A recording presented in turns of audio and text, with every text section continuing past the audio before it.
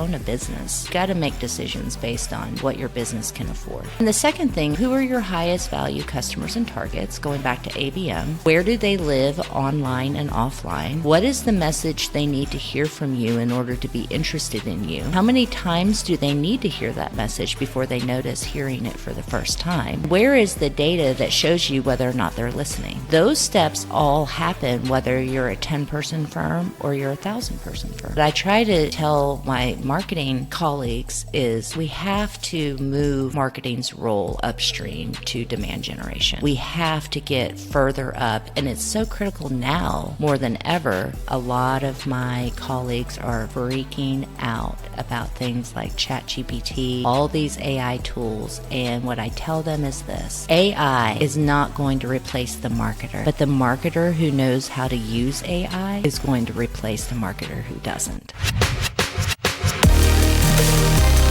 Hi everyone, and welcome to Design Development, your hub to learn direct from top performers in real estate development, design, and construction. I'm your host, Renz Hayes, founding partner of H&O Lifelong Learner, and I am personally obsessed with high-powered organizations and the leaders that guide them. If this is your first time listening, thanks so much for joining us. And if you're a returning listener, can't thank you enough. Let's go. Today's conversation is one I'm passionate about: marketing, sales, the integration of the two, specifically in architecture and engineering and even commercial real estate development. My guest today is Judy Sparks. She's the president and CEO of Smartegies, and that is a company focused on all of those things specific to the AEC and the commercial real estate world. She's got an interesting past that kind of highlights her credibility.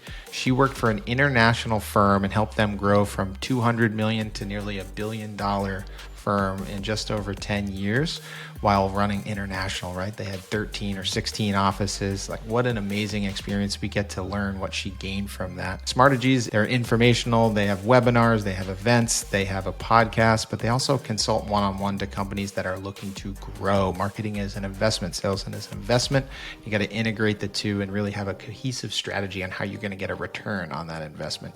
Judy is the perfect person to be on Design Development talking about this. So without further ado, let's get to my conversation with Judy. Please join me in welcoming Judy Sparks. Judy, thank you so much for joining us today. Thank you for having me. This is exciting. This is a topic I am really passionate about. It's marketing, it's sales, it's brand positioning. And you and your partners and your team, you have a company called Smartegies, who literally specialize in this field specific to AEC. So today is a really great opportunity to share your unique insights and like practical how-to with our audience. Could you help me introduce yourself to our audience? Tell me a little bit about yourself and what Smartegies is all about. Sure. Well, you picked all my favorite topics to talk about today. Yes, I'm very passionate.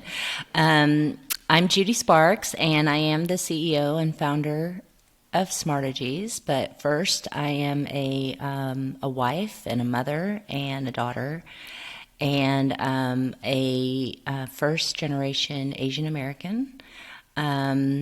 First in my family to go to college, and I am very proud of what I do every day and how I help firms.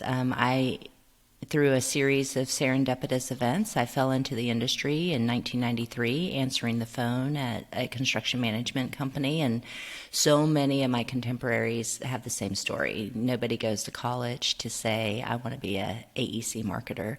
I mean, even today, and it's kind of sad, people really ought to consider it as a career path. It's an awesome career path. But a lot of folks don't know that exists until someone they know brings them into the fold, and they either catch the bug or they don't. And in my case, I did. And so fast forward 30 years, and I have a company that is celebrating its 15th year in business. We've worked with over 250 AEC brands in North America. That's the U.S. and Canada. I get to speak about my passion all over the country and work with, I think, some of the smartest people on earth. So it really does not get better than this. When I say I work with the smartest people on earth, I mean, I always say my clients being architects, engineers, and contractors, we would refer to them as the STEM kids today. They were the smartest in the schools. And what they do is really important to society, and I get to work with them every day. So never a dull moment, and we are all about helping companies scale. So there's a difference between existing and scaling, and so we are best suited for companies who truly want to invest in scalability and growth. There's a difference between existing and scaling. I love that. That's a great line. And so you studied marketing, so you knew you wanted to be in marketing, and you ended up answering phones at a construction company? That's right. And you were able to turn that position into a marketing role at that company. Tell us a little bit about that. Yeah, so I went to University of Tennessee, and in my junior year, I found the need to come home for personal reasons, and so I came back to Atlanta and transferred to Georgia State. At the same time, I needed to work, and so I went to a temp agency to say, hey, I need a job that I can go to while I'm in college, while I'm pursuing my degree, and I needed to be close to the campus, and Georgia State is, downtown Atlanta, and this particular company was in Midtown, so, maybe 5 short miles, and I needed to be able to work very specific hours so I could go to school at night, and that just all worked out with my schedule. So, they were separate things back then. It was, making rent and tuition versus educating myself to become who I wanted to become. And I became really fortunate that I worked at a company that had a CEO that was very marketing driven, marketing focused, and sales focused. That is fortunate.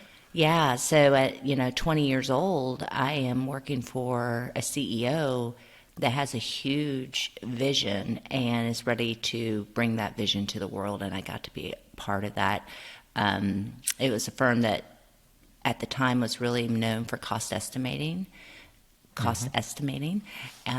primarily for architectural firms and like the, Army Corps of Engineers. And our CEO saw a vision to become an owner's representative because they had all of those disciplines in-house, from structural, mechanical, electrical, plumbing, architecture, these trades in-house that understood cost control. And so, he was able to repackage that as owner's rep services. And we landed our first client, and that was BMW North America. And I got to be part of that. And it was what a first client. Yeah, right. And so it was no turning back. And from there, we pretty much represented all of the owners up the I-85 corridor in South Carolina during that big industrial building boom. And then I eventually got my degree and went to a big E, little a firm that did aviation fueling all over the world. And then I was recruited to be a marketing director at one of Atlanta's most beloved sort of legacy brands, Stevens & Wilkinson, who has recently been acquired by our client SSOE. And I just think that I have followed my path, and it's the passion that's taken me along the way. I can see the passion. Yeah, I love what I do. That's amazing. And I want to give you a lot of credit. So you're a young professional, you're still in college, you're working at a company, you know that it's, like you said, there's different needs at that time. You need to make rent, you need to pay tuition, you also want to follow your dream, and you were able to find a way to kind of blend those two together, to take that experience from, say, an entry-level role and then build it into an opportunity where you're able to also use your marketing skill set and your actual passion. So I give you a ton of credit. And obviously, it led you to be the entrepreneur that you are today and running your own company. Which was one of the groups you just mentioned, the facility group, because I wanted to share this for context to the team. You're running a business and serving AEC companies today. I found this to be a really exciting opportunity. So the facility group, Judy here was the senior vice president and the chief marketing officer. They were a $600 million plus international design build firm. They had 16 offices. Could you tell us about that responsibility, the team, the strategy, like what an experience that is? Yeah, so that was the place that I really, it afforded me to exercise my vision for marketing and sales. I actually, funny enough, I thought about leaving the industry for a minute because I was the director of marketing at the architectural firm, and there was a great project management opportunity that opened up with a home goods manufacturer that really needed somebody with a marketing slant, but that could project manage manufacturing, product design, sales. And even with no experience, somehow I convinced them to offer me the job. And so I resigned from the firm, and when I say serendipitous events, I got a phone call from a good friend who said, "Hey, I have a VP of business development position open here, and you would be great for it." And I said, "Oh, no, I do marketing. I don't do BD, and I already took another job, so thank you, but no thank you." And, the chairman of that company called me and said, "I'd really like for you to at least come talk to me before you say no." And it just was like a dagger in my heart. I was like, "Oh my gosh, how can I say no?" Of course. Yeah. So that's flattering. It is. And I thought maybe he, it's either super flattering or he was really desperate. So I don't know which one it was, but I agreed to come see him that afternoon. And I got there around 2:00, and at 8:00 I was signing an employment agreement. And I had never done sales before. I mean, I was 100% marketing, demand generation, sales enablement focused. I was not at all the front person with a huge network or even the gift of gab to go out and find leads and build relationships. So that opportunity really was the first time that I felt like, oh, I can't do this. And my employer said, "No, I think you can, and you just don't see it yet." So that's really fortunate. Fast forward, I was there almost a decade, and when I joined the firm, it was a $250 million firm. And when I left, it was approaching $1 billion. And so Amazing. These were some high growth years. And the biggest difference in this company is that the infrastructure for marketing and sales was built differently than most firms. So there was not a single marketing person or salesperson in this organization that reported to an operations person. Yeah. So the CEO ran sales and marketing, and the COO ran billable work. And there was a checks and balance between the two. And because of that, I truly believe it allowed us to scale at the speed that we did. And all of the things I know today is because I practiced them in some form in that job. Yeah. Obviously, there are things that we have today, like, recording podcasts that we didn't have back then. And, social media was in its infancy. There's some new vehicles today, yeah, but the principles are the same, right? Exactly. And it's really about understanding who are your highest value customers and targets, and how do you bring value to them? And what is the channel that provides the least amount of friction to do that? There's a lesson from the facility group and how they structured the company. Like you said, marketing and sales really was a direct report towards the CEO, when operations and execution of the service or product was under the purview of the COO. And as much as I want to say that is pioneering, if you look at every other B2B industry besides ours, and maybe lawyers, it's structured that way. Sure. So I do want to temper the genius a little bit, that what was genius about our chairman is that he didn't look to our industry for best practice models, because he knew our industry was not the best at sales and marketing. Which is a great That's a phenomenal insight because Right. I think that's overlooked by a lot of architect and engineering firms. I think our industry as a whole, we're a very mature industry. Some of the benefits to being in the architecture and engineering world is there's a lot of repeat work through clients. The people that Right. are working in this industry, you naturally build a relationship, and then that turns into a 30-year runway as long as you maintain the relationship and do decent work. But you can get complacent with your marketing and your sales and your brand positioning. If you've survived for 10, 20 years on relationships, you don't feel the need to invest in that world. But there's a lot to learn from other industries and how they create value. Whether Renz, I think that most of my clients know and are aware of what you're saying, but they're your clients. They're, well, but I think that they also see that things are changing now. So Sure. it's not as clear cut as it used to be, where you build relationships that feeds the farm, you do it all over again, right? Now Yep. we have this other thing that is really affecting our industry, and the people that are historically responsible for building those relationships, the seller doers, they don't have time. I mean, the biggest strain on every client I have right now is people. And so I find a lot of my clients are looking at their marketing departments and saying, listen, we need a different model, because my leadership and my focus needs to be on operations right now, because and recruiting the best talent, because that war is going to go on for 10 years and we've got a lot of work to do. And by the way, brand management has a lot to do with that, how Phenomenal you recruit advice. people. The other thing I will say is that the buying audiences are getting younger. So when I started in the industry at age 20, I was always the youngest person in the room. And, I was raised by the baby boomers in my career, so the baby boomers taught me how to grind, right? Taught me how to be customer centric in a very sales kind of way.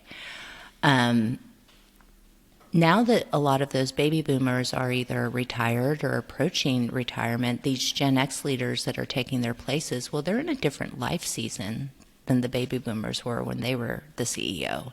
So fast forward, 30 years, I turned 50 last month, so I'm pretty excited about that.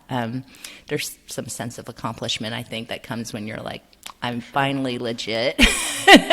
But I find that these Gen X leaders that are my peers are at a different stage of life. I mean, I'm 50, I'm a CEO, I run a company, I am raising a teenager.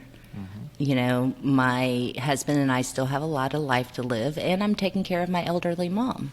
So, I really don't have time to build relationships like I did in the 90s. Where I could go to that golf tournament or go to that conference for 3 days to look for leads. I simply don't have the bandwidth anymore. Yeah. And I find that most of my clients who are also in the same age group, being in their 50s, and they're raising kids and they're building their careers and they're taking care of their parents, they don't have time either. And the buying audiences are getting younger. So the way we build relationships moving forward is not going to be the same way the baby boomers did. And in fact, I see it every day where marketing departments are moving from that sales enablement role of doing RFQs and RFPs and all of those things that enable the sale to seeing themselves responsible for generating demand. So that looks like brand management and brand positioning and making sure your message is right, and you're doing a lot of buyer persona work, because it's really all about the customer. It's about what the customer needs to understand versus what you think you should sell them. And it's a major shift. So a little bit of a bandwagon there. It's a huge shift, right? It changes the Yeah. way you communicate what you do for a Exactly. living, or it's communicating how you provide value to a client. What problem do you help them overcome so that they can achieve success? Yeah, it goes way beyond, hey, trust me, we've become friends. Yes. Which is how the generation that raised me in this industry built their business.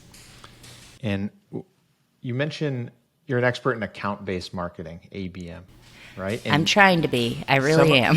some of the things that you just mentioned, the way the boomers did it, right? You go to the conferences, you pound the pavement, you're the road warrior.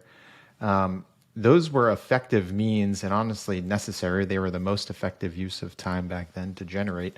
And as you say, the vehicle changes, the strategy and the ideas, the principles behind those efforts, they still live on, but there's new ways to execute and develop relationships through digital strategies. A word I like to use a lot is leverage. I actually don't go to a lot of conferences. Again, it's a time thing, and it's a return on that time that I'm looking for. When I personally think about going to a conference for 3 days, my impact, unless I can record it and create content from it and then push to publications and get more awareness through digital strategies, I look at it as time that I'm only getting exposed to a certain number of people that are also at that event, which may or may not be my client or even an influencer of my client. And then when I think of creating leverage, like content and digital marketing and social media, that content can continue working for you in perpetuity. It can live on. It works while you sleep. Somebody could find it next year. Same thing with a podcast or a video. It's a new way to create leverage and demand. Could you talk about account-based marketing through your lens, and how are you helping people transition from, say, the old model? Do you still see value in conferences and pounding the pavement and the road warrior and just supplement? Like, how do you approach that marketing strategy? Okay, so if we think about the traditional marketing funnel, it's an upside down triangle, right? Am I doing this right? Upside down triangle. Upside down triangle. Across the top, at the top of the funnel, your customer is at the awareness phase. Like, they may not be aware of your company. They may not, if they are aware of your company, they may not understand what you do. They might not even be aware they have a problem that needs your company. Yes. They're in very top awareness phase. Well, in the traditional funnel, what our industry does is it puts all of its seller doers up there at the top of the funnel. And you talk about going to a conference for 3 days. What I usually ask my customers is there a more expensive way to get a lead? So you're going to take somebody out of the office, pay for their travel and expenses, pay for whatever ad space you're going to buy, whether that's in the form of a trade show booth or a sponsorship. You're going to take them off billable work. And all of this is really for the purpose, unless it's truly to go for professional development. If you're going to a conference where your clients are at, it's truly for the purpose of generating a lead, right? I often ask, is there a more expensive way to do that? Because I can't think of one. Such a Can good you? question. I mean, what is more expensive than taking my, MVP of project management, division leader, or even up and coming architect engineer to a conference to learn how to network? I mean, is there a more expensive way? And so what ABM does is it basically says, hey, we want those relationships that are across the top, we need to bring that down to the bottom of the funnel where the decision is happening. And yes, there is a need for seller doers to be involved in the sales process. But generating leads, there are too many ways now for non-engineers and non-architects and non-construction professionals to generate leads, and really only come into the sales cycle when the leads are really classified as marketing qualified leads. Yes. And so It's a what warm ABM lead when you does... start spending seller doer hours, right? Right. And so what ABM does is it flips the funnel. Because, all those conversations that are happening at the top of the funnel, some percentage of those turn into leads. So let's say there's, 10 conversations. Well, 3 of them turn into leads. And then maybe, 2 of them go on into a procurement. How many sales meetings have you sat in where everyone goes around the table and reports on the same stuff every week, and the project's been on hold for 2 years. And so yep. It's a really expensive way to track a project, right? And sure and probably not effective. And then some percentage go through procurement, and then some percentage you either win or lose. If you win, everything was worth it. But there's only one winner, and then everybody else on the short list goes home a loser, and they start all over. And it's super expensive, and there's no data to even explain what happened. So we flip the funnel in ABM, and we ask our customers to identify their highest value customers and targets. And that is based on very specific criteria, like things you can't ignore, hard KPIs like, revenue.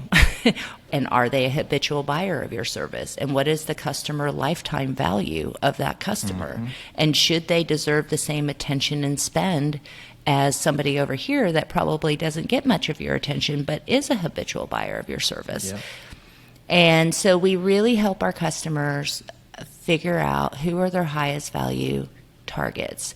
And then we make them markets unto themselves. And ABM is really aligning everything you do in the marketing lane, which is marketing, communications, brand, and everything you do in the business development lane, sales, trade shows, etc., and you unify the spend. So most companies, their social media and communication departments are posting content that is not strategically aligned with the work they're chasing. And that's a huge missed opportunity. Absolutely. And then the best thing about B2B marketing is we know who our customers are. We know their names. Know who you're selling to. B2B, especially account-based marketing in our world, you generally can write your top clients on a list. Right. And so the most sophisticated firms in our industry have turned to AI and automation and tools to generate leads online. And when those leads come through the funnel, and they take that structural engineer and they say, hey, I want you to come have lunch with someone, there's a reason. Mm-hmm. It's not to find out if that someone has a project. Yep. It's because they have a project or they have an interest in something that your structural engineer is uniquely qualified to speak to that you can't. That's time well spent. Yeah. So I'm pretty passionate about account-based marketing. Now, digital to me is just a channel. And it's very rare to find a profession or a target that is not reachable via digital. It's a great way to put it. Yeah. So that's in line with your question of, is there a more expensive way to get a lead? This is is there a person in this industry that you couldn't reach digitally? And the answer is no. I know a few that are completely off the grid. Mm-hmm. But it's very few. Yeah. And honestly, they're not that relevant. Or they're really, really relevant and protected. But people, you can reach anybody online. And you talk about not having time to go to conferences. LinkedIn, we were doing LinkedIn targeting and paid campaigns 10 years ago. That's and great. We have clients today that are doing it for the first time. So that just shows you that if you haven't started, it's not too late, but the early adopters definitely had a marked advantage. Mm-hmm. But now most of my clients are looking at other means to reach their audience, and it looks very B2C. It's, how do we couple out-of-home advertising with geofencing and mobile? So, for example, you have a podcast, and while your firm might not want to put their name on a billboard, they might want to promote your podcast on a billboard to get more listeners. Yep. So these are things that we're looking at, and the geofencing is amazing for recruiting, especially when you're trying to reach that college student and make them your first choice.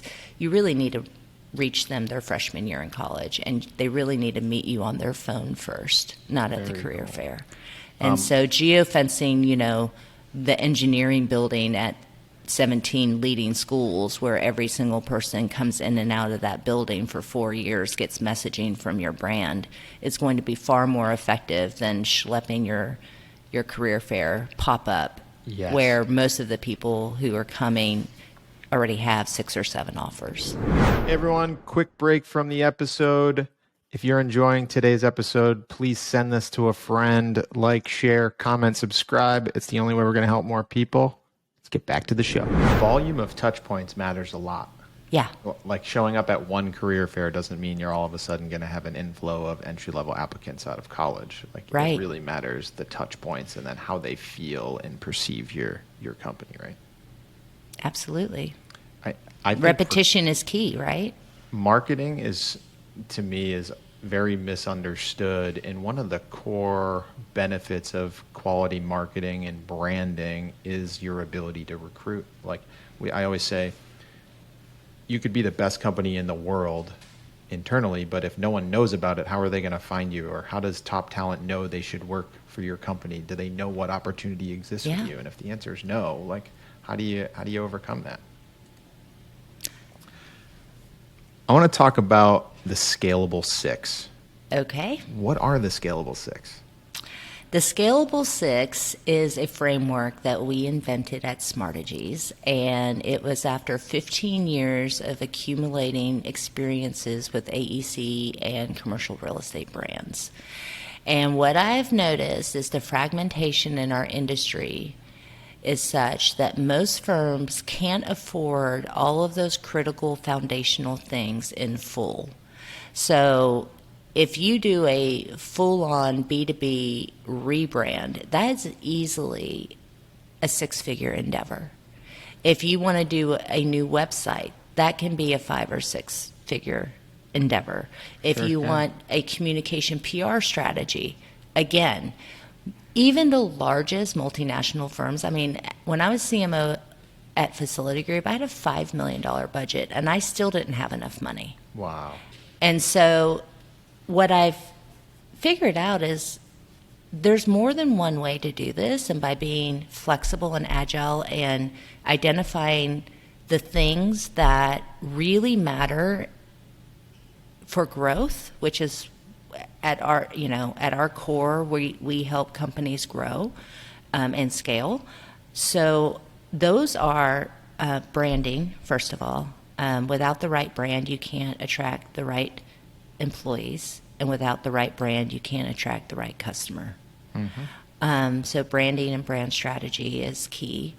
And then it's all about communications, and that's internal and external. How you tell your story and how it differentiates your brand really matters. And then the third Scalable 6 is account-based marketing and sales. So that's the alignment of your sales and marketing spend around your highest value targets. And then obviously with that, you can't ignore digital as a channel. So digital strategy is number 4. And then in today's time, I think that most firms realize that in 20 years, leadership in our industry is going to look different than it did even today. More and more diverse audiences are coming in to our industry, and so DEI and community investments make a big deal out of your, let me rephrase that. DEI and community investments are a big deal in your growth strategy. And so that is number 5. And then number 6 is what I call sales enablement. And those are all the bottom of the funnel things that AEC marketers are really great at. RFQs, RFPs, presentations, anything that helps enable the sale. So those are the 6 things that we focus on, and we focus on making sure that in those 6 areas that we scale the service to the amount a company needs. So when we work with a $1 billion construction firm, they're going to spend 6 figures on their branding because their focus group is going to include, 100 interviews, and that takes more time. But if we're doing a branding exercise for a 10-person firm, they don't need all of that. And so, being able to scale the branding, couple it with the communication strategy, couple it with how we bring in sales and account-based marketing, and talk about how that impacts recruiting, as well as this, how does that translate into digital and then sales enablement materials. So we fold the framework together to take each piece of what we believe are the 6 things that are going to enable or prevent companies in our space to scale over the next 10 years.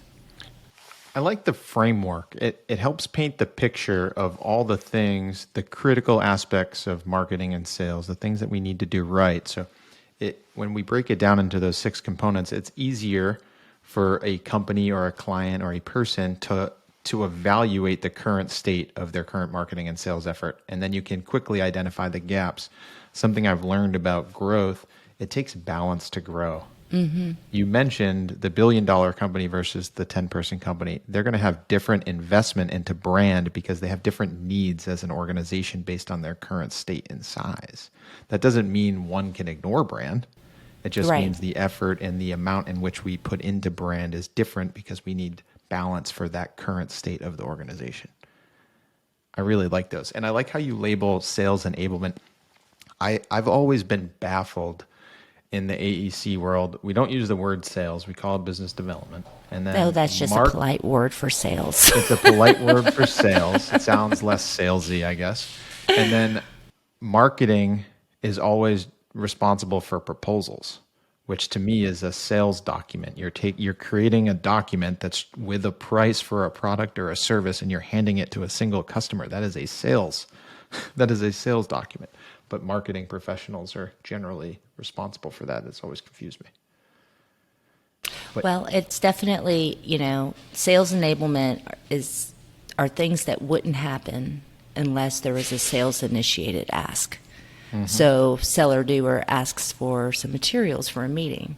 Seller doer says, I'm going to a trade show. I need something for the trade show. Seller doer says, hey, RFQ just came in the door. We need to go after this. So none of those things are proactive in nature. Like no marketing person alive would ever sit around and be like, hey, I don't have anything to do today. Let's just do a mock proposal. It's never going to happen. And then they get criticized for being reactive. But we've built an infrastructure in our industry to sort of force that reactive sales enablement. Those are not things that can be done proactively without the sales initiated ask.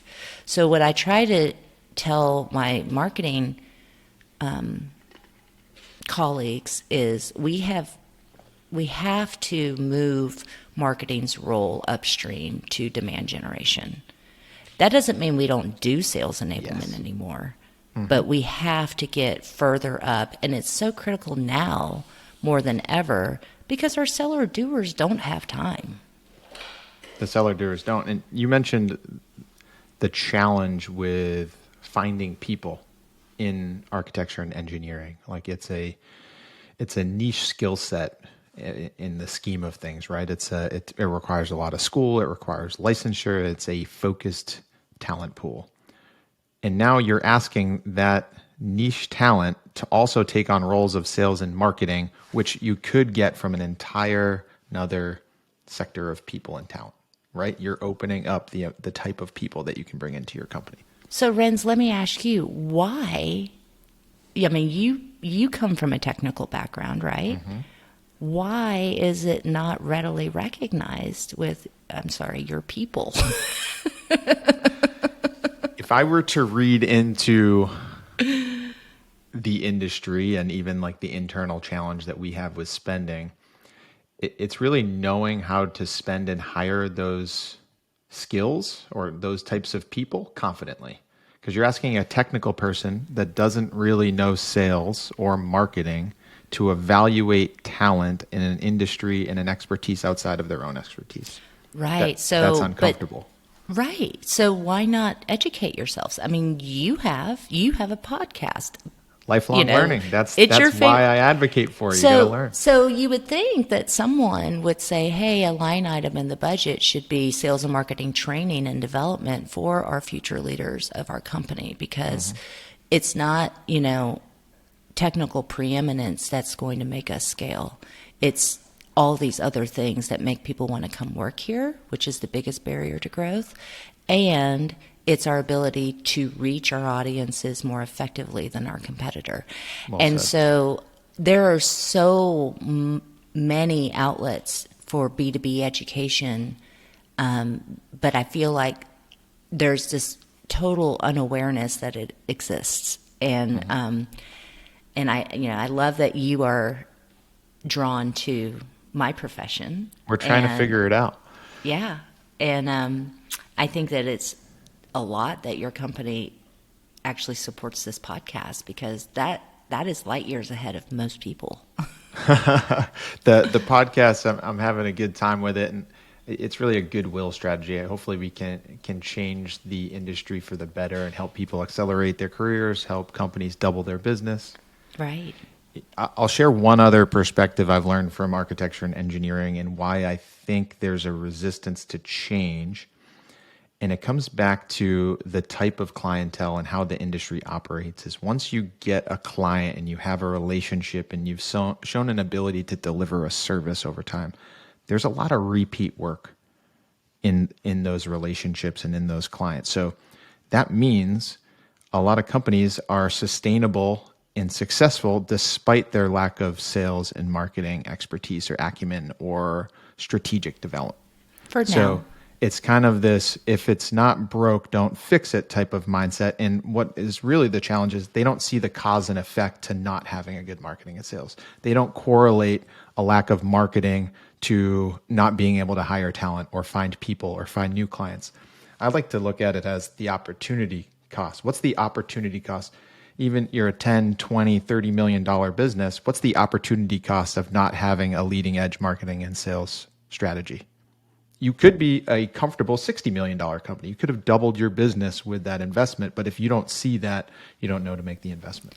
So it's funny, I get that argument a lot, Ren's. Like, okay, at some point in the conversation, the CEO or the owner of the company usually sits back in his or her chair and says, listen, we've been in business for 40 years.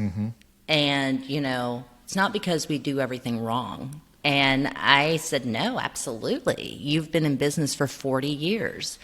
And you might be a $60 million company. Well, it took you 40 years to scale to 60 million. Do you want to take another 40 years to get to 120? And so when I say we work with companies who truly want to grow, if maintenance of $60 million for the next 40 years is the goal, you don't need a marketing agency. Correct. You don't need to move away from the relationship sales model. But if you care even a little bit about speed to market and lowering your acquisition cost, then you do need to care about those things and you need to learn about them. What got you here won't get you there. That's right. That resonates, right? Like what gets you to 60 million doesn't get you to 120. You have to almost reinvent your company and your strategy and your structure. Well, and I told this to one of my clients. It's a general contractor, and his great-grandfather started the company, and they'd been around 100 years. And he's like, we're a $100 million company. And I told the guy, you have a lot to be proud of, but you were a $100 million company 30 years ago. So do you really want to become a billion-dollar company? Because those require different behaviors. And you know what? To his credit, he took my advice, and his company just passed the $500 million mark. Amazing. And they did it in less than 5 years. Less than 5 years. So that was 40 years or 30 years at 100 million invested in marketing? No, it was 100 years. Like they had just celebrated almost 100 years in business. Wow. And then now they're reinventing and thinking about the organizational behaviors and the strategy to actually grow. And they're scaling. And then the other thing I would say is it's a sad day when your best bet to recruit people is to buy a company. And there is so much M&A going on still in the industry, and I think we're going to continue to see that. And I think so too. And I just see it in my business with, a large percentage of our business in the M&A communications and integration. But I think companies that go through that realize it sort of slaps them in the face. Oh, now brand, how are we going to merge the brand? What is the story here outside of the transaction? And so there's a lot of things at play that are going to change our industry, I think, forever over the next decade, whether it's technology driven or it's, mergers and acquisitions, automation and everything, everything marketing. I mean, most of my clients have moved to total proposal automation. So, that marketing coordinator that knows how to do proposal for a lot of companies will become extinct, and they will move on to higher strategic roles. Which is a better use of their skill and time. Absolutely. 100%. I'm glad you brought up mergers and acquisitions. Architecture and engineering is a very fragmented industry. I think we were chatting before today's conversation, and you mentioned majority of companies are less than 10 people. Probably 5, if I had to guess right. But absolutely an astounding majority of the companies are less than 100, which means... I would encourage everyone to go to LinkedIn and do a filter of construction industry, architecture and planning industry, engineering services industry, and then go to the company size, and it'll show you how many fall in each category. And the majority, 90%, are in the bottom 10% of revenue. Yes, absolutely.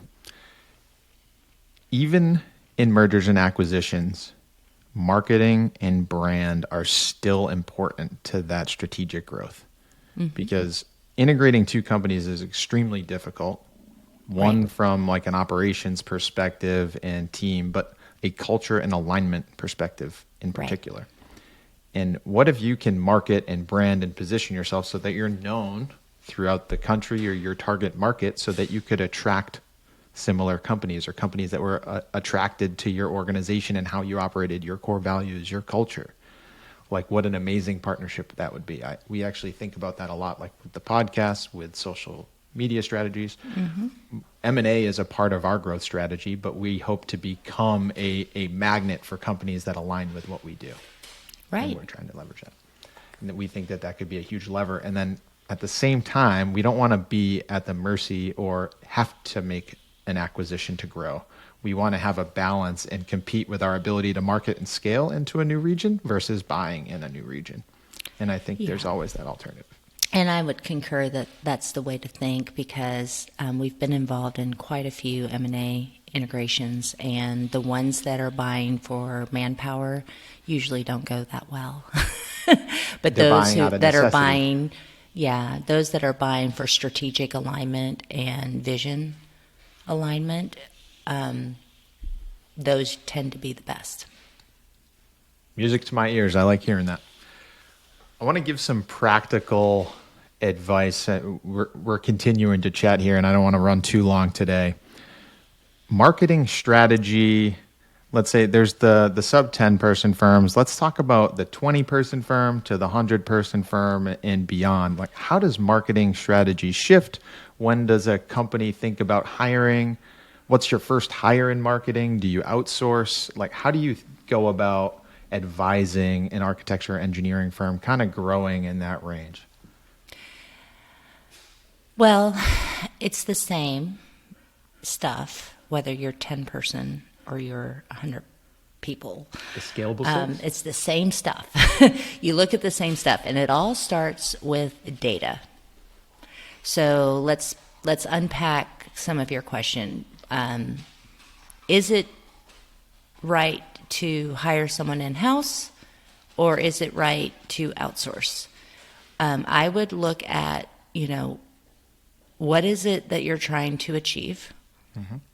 How much would it cost to do it in-house, and what would the quality of the product be versus the same amount of money out of house? And, we have had a lot of clients go through this evaluation, and have surprised themselves. There are times where they thought outsourcing to a company like us was definitely, the way to go. And when they saw the price tag, they thought, oh no, based on what we need, those skill sets that we really need, and they tend to be more production oriented, that is way cheaper to have in-house and train those people.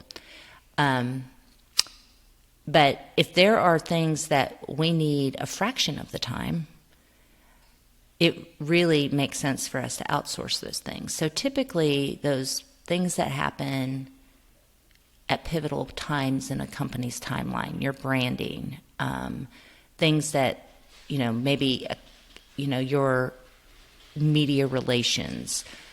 In the beginning, the resources that you need probably warrant having an out-of-house agency that can meet your budget. Mm-hmm. I mean, your budget can be $2,000 a month, and there are agencies out there that will do a really good job for that. And that is less than what you could hire a decent marketing coordinator for. So I look at cost. I mean, at the end of the day, you own a business. Mm-hmm. So you've got to make decisions based on, what your business can afford. And then the second thing is it's always about the customer. So who are your highest value customers and targets? Going back to ABM, where do they live online and offline? What is the message they need to hear from you in order to be interested in you? How many times do they need to hear that message before they notice hearing it for the first time? And then where is the data that shows you whether or not they're listening? So those steps all happen whether you're a 10-person firm or you're a 1,000-person firm. Those are great questions. The funniest thing is when I'm going to pick on my architects. I've gotten to the point where I really don't want to do websites for architects anymore. I'm just kidding. But they spend an enormous time focused on the aesthetic of the website. Mm-hmm. And the amount of money some architects spend on their website is outrageous. And then they have zero budget to drive traffic to it. So very interesting, right? It's very interesting. When you put it in that frame, it's almost like the need for it to be perfect supports ego. Right. And I fight that too. We want our website That's to not look for good. The customer. That's for the architect. Not for the customer, right?